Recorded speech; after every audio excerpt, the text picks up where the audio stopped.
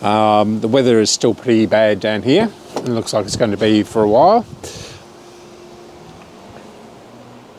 So I picked up this Tamberg from the 1960s. Beautiful machine when they're running. So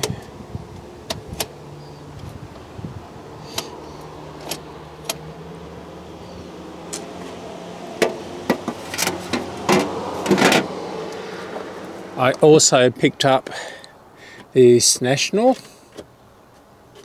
which is very similar to another one I've got.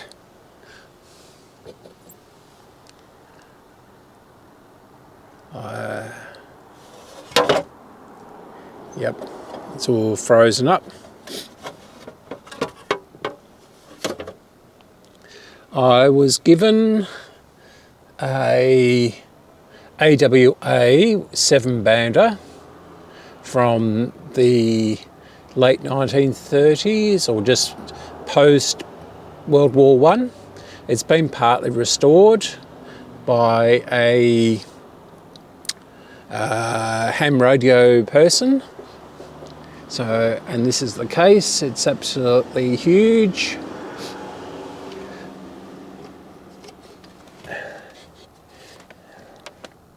So I've got all the bits for that. This is the dial for it, which is in excellent condition. I don't know whether you can see that in reflections.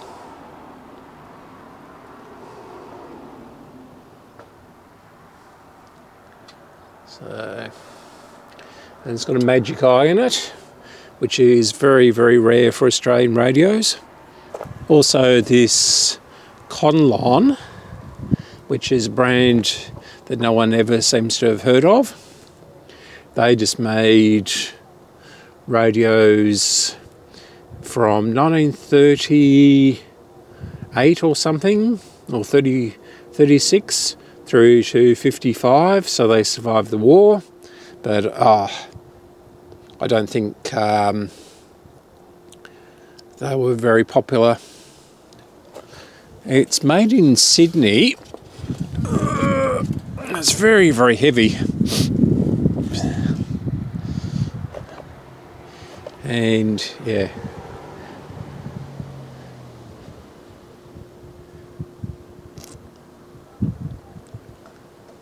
It's got a 1946 date on the output transformer.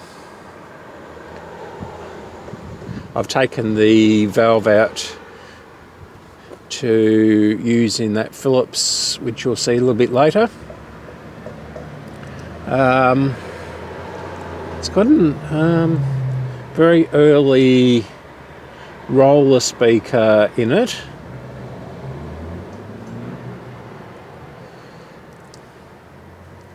Is it electromagnetic? Not sure if it's electromagnetic or not, but it's got a very large transformer on it.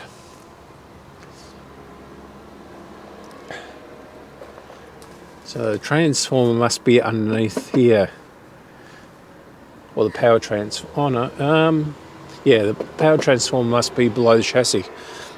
Yes, so also this Phillips, I think it's a... Actually, I'm not quite sure which model it is. But it's pre-war.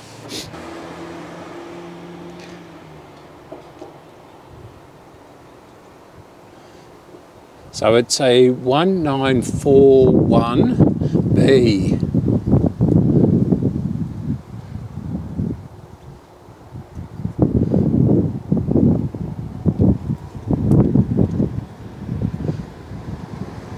And I'm not sure what sort of condition it's in. It's full of mud at the bottom and everything like that.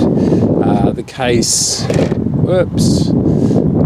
Yeah, the case is damaged down here, but that's repairable. Some of the numbers missing from the front of the dial.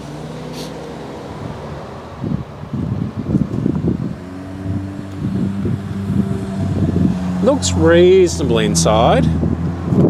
It's only a 4-valve model, so it's got an EK2G, an EBF2, an EL3, and a 5Y3.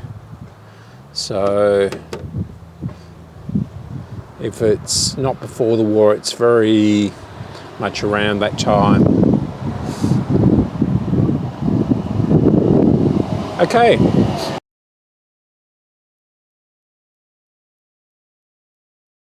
So this one is a 3252W. So the W stands for wood. Now, this was probably built during the war as a service radio in the armed forces. So it's in pretty good condition, really, given the circumstances it was found in. Yeah, so all the switches seem to work. The tuning seems to work very, very well. It's got the original grill cloth on it, which is very important and pretty rare these days. So we'll bring this around, and looks like it's been serviced. Bell radio, 108 Bell Street,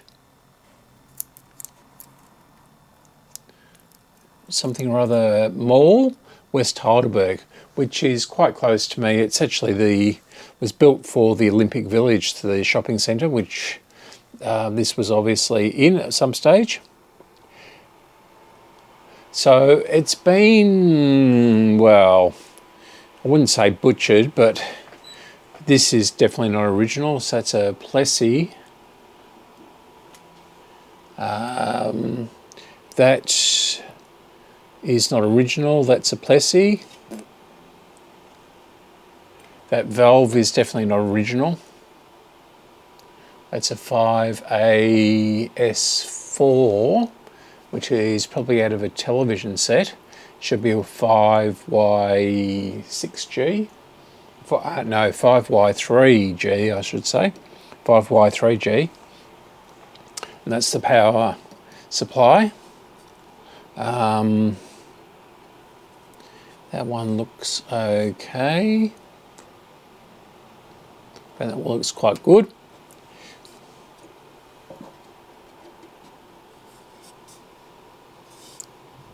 That'll be a 6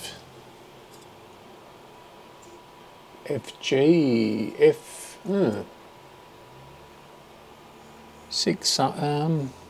6V6 or something.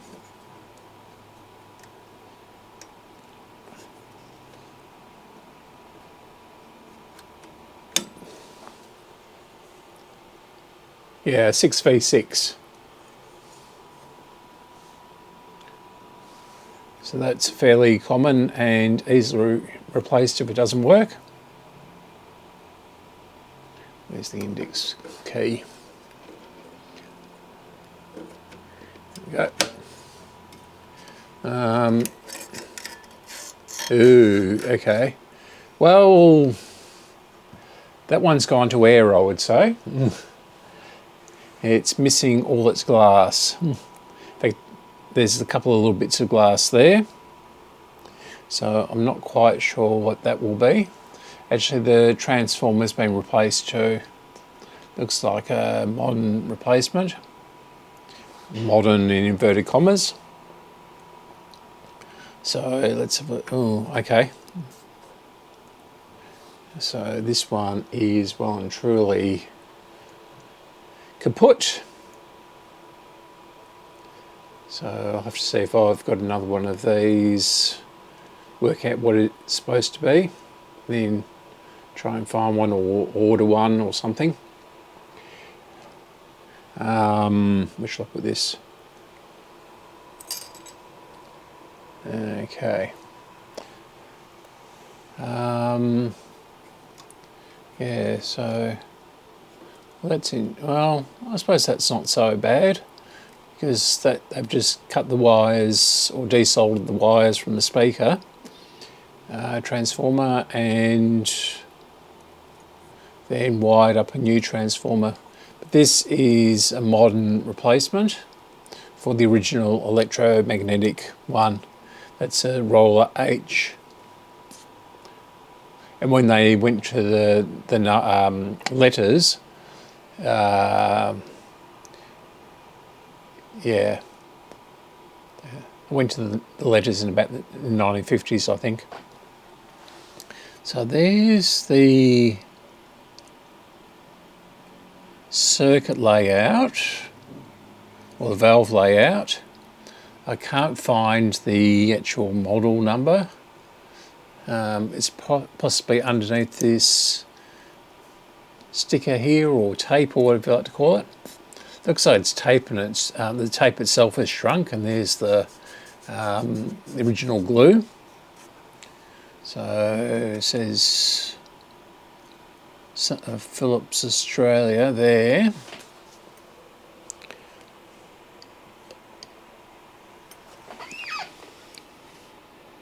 Can't read that at all. There's the serial number 56359, which will give it a era or a date.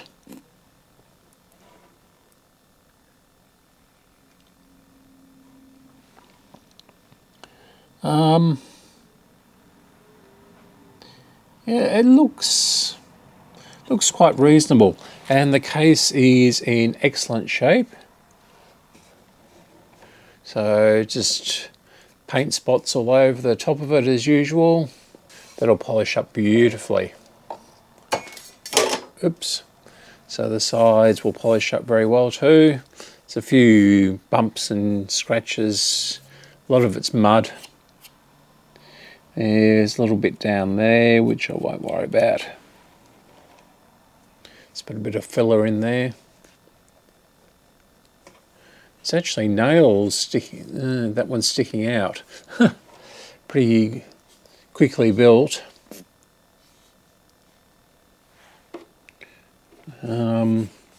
These, of course, aren't anything flash. There's a bit of, I don't know, it's just mud mark. A couple of bits and pieces missing there, scratches.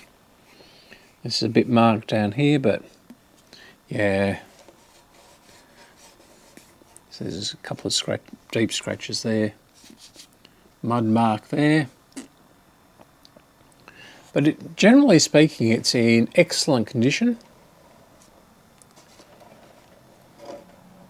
So let's take it out of its cabinet and I'll be back. This looks reasonable. Of course, a few friends on there. The dial looks quite good. I'm not going to actually clean the rear of that. It's just the screw that holds that in.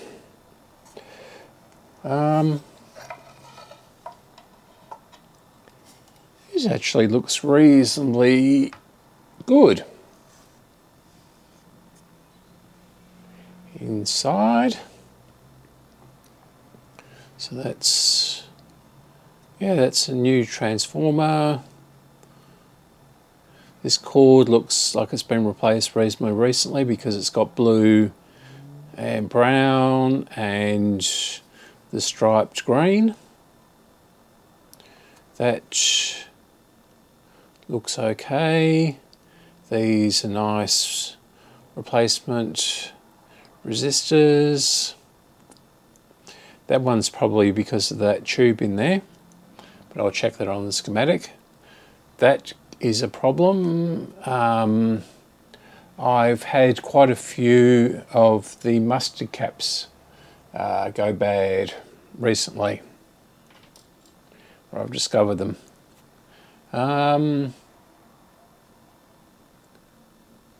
That one's been replaced.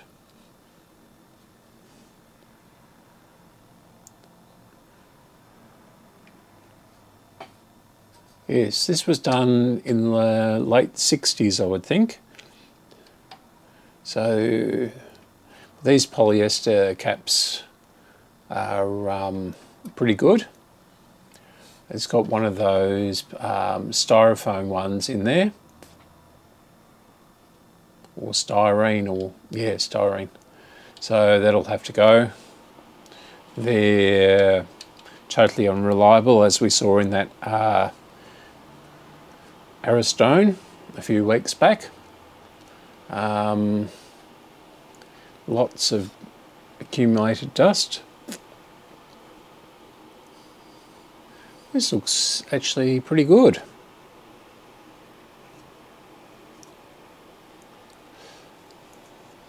It's not sure what that is. That's probably a resistor of some description.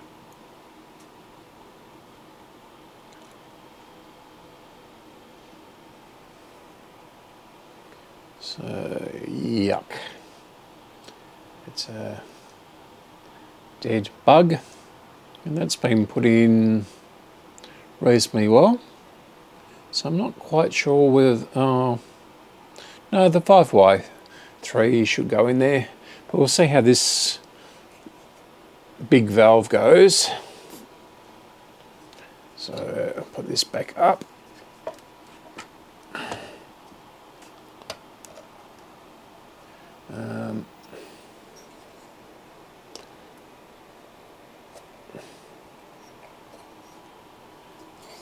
Pull this can off and see what's underneath.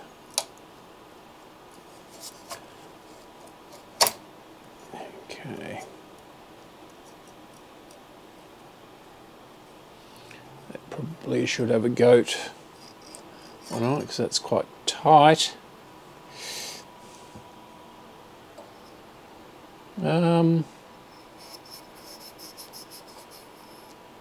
Why is that? So that's a 6U7, 6V6, and it'll be an EK20 by the looks of it.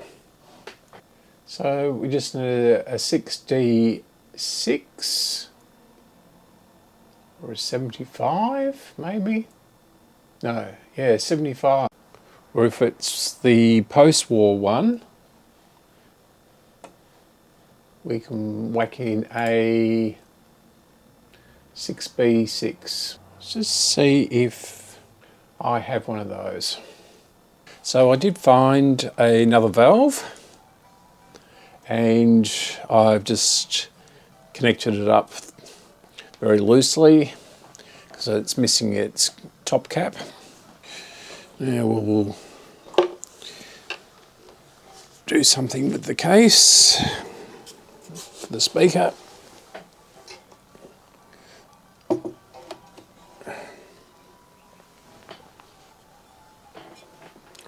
Oh, all the dust has fallen out of it. Not sure these are not touching anything. Yeah, got a dial light, which I've replaced.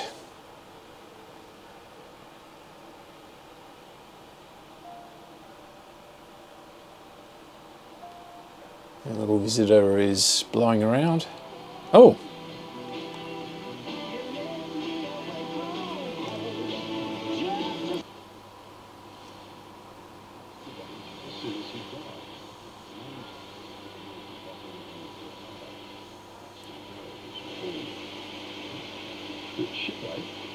Still have a bit of hum on it.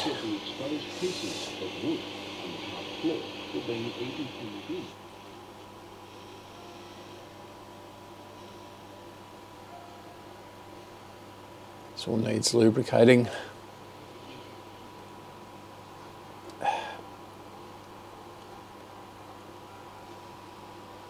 There's 3 low.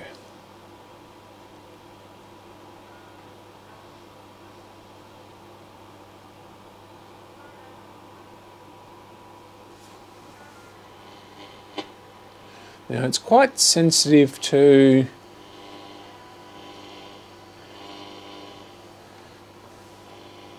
me actually putting my hand near the tuning capacitor.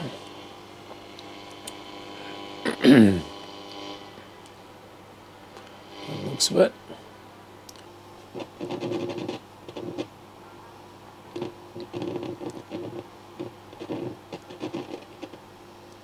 Dodgy volume control by the sounds of it.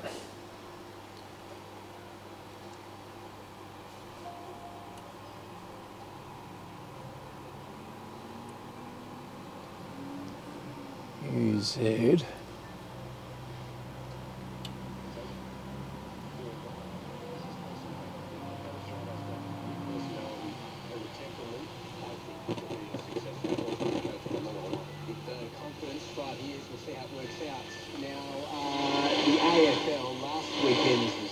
Looks like they have a pretty big impact on the AFL final series. Yeah, they certainly will, Tom, and on this round ahead as well. Sydney's 27-point victory over Collingwood, so a pretty compelling final round. Geelong secured top spot, but Melbourne and Brisbane will meet on Friday at the Gabba with a top spot on the line themselves. Carlton will then meet place Collingwood on Saturday. They'll win and lock up the spot at the end of the third grade. So to get that job done, of course, Sydney's Isaac Heaney will be ready for the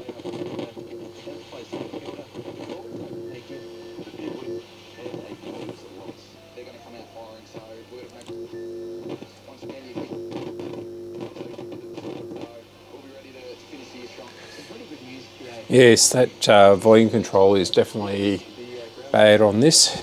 matches in the first round. On the first round, Hawthorn has been moved to Dockland Stadium now simply due to the demand for tickets. The match was to be held at the 12,000. Last year. For $412.21.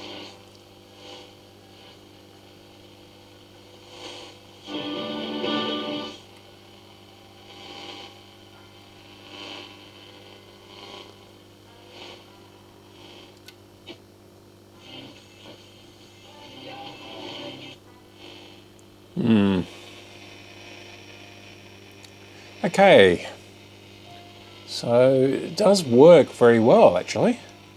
What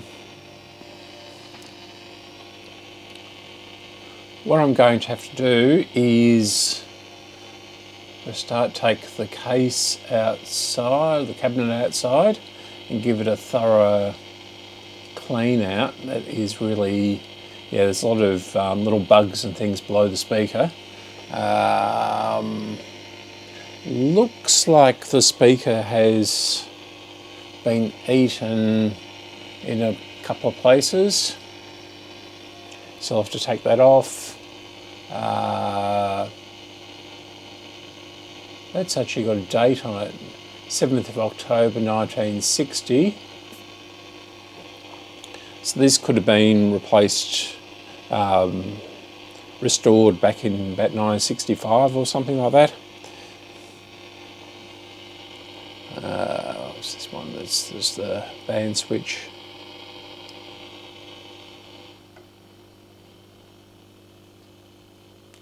Not sure there's very much to adjust on these.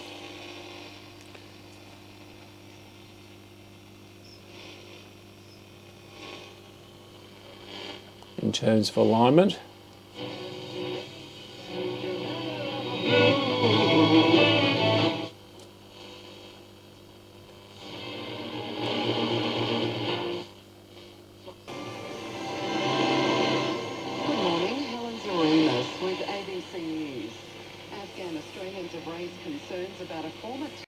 So that's the end of this video for now.